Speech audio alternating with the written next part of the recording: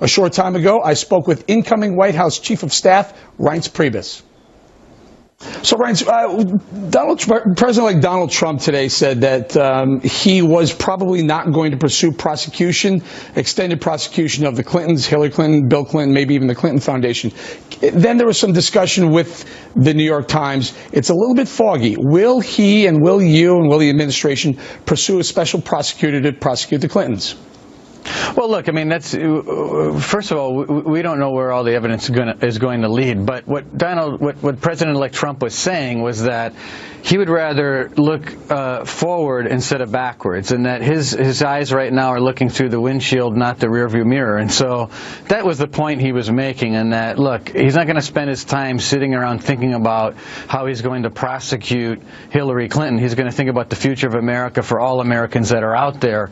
That's where his focus is, and that's really what he's saying. Now, I'm sure if something comes around that is some kind of, bomb that we don't know about, we'll have to take a look at it. But his point is he's looking forward to leading this country. He's not looking to, further injure the Clintons, but he's got the right attitude about leading America. So the investigation will continue.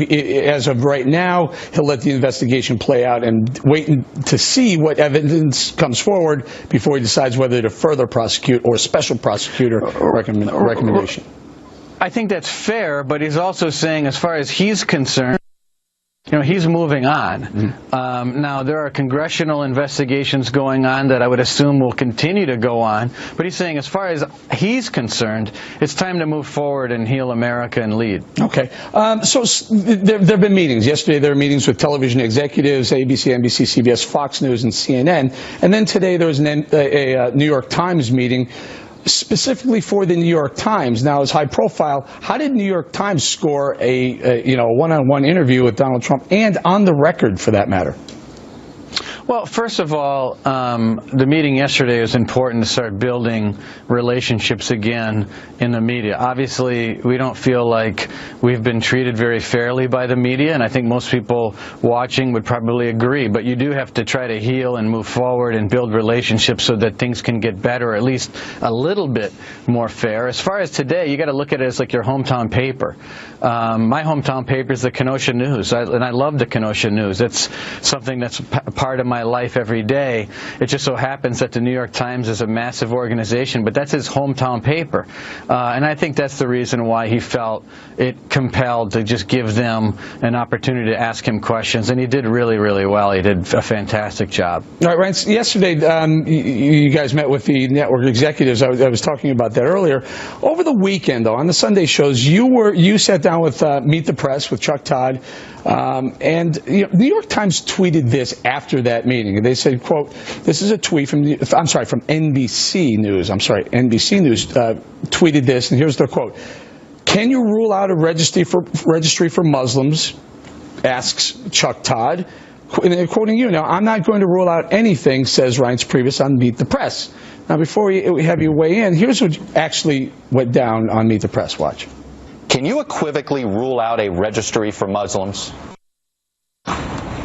Look, I'm not going to rule out anything, but I wouldn't. We're not going to have a registry based on a religion.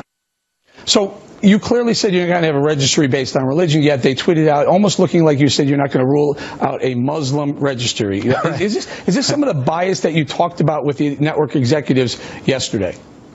Yeah, I mean, that's exactly the case. I mean, President-elect Trump has been talking about a standard that is very reasonable but firm, in that if you come from a state that is harboring or training terrorists, or from a region that's harboring or training terrorists, then your immigration status or your ability to enter the country will be temporarily suspended until a better vetting system is in place. It has nothing to do with blanket restriction based on religion. I've been very clear about that. But here's the problem.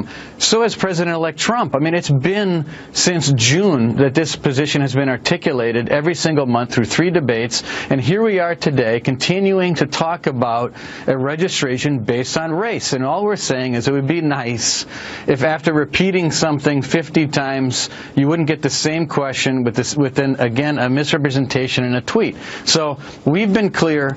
And I think the American people spoke on November 8th. They were tired of it, and Donald Trump won in an electoral landslide.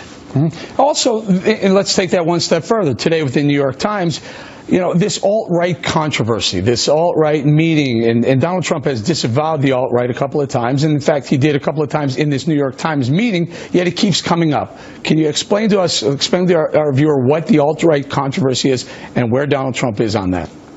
Yeah, I mean, it just keeps coming up because it seems like this is the type of thing that the media loves to talk about, even though we keep saying we disavow it, we want nothing to do with it, we don't like it, we don't condone it.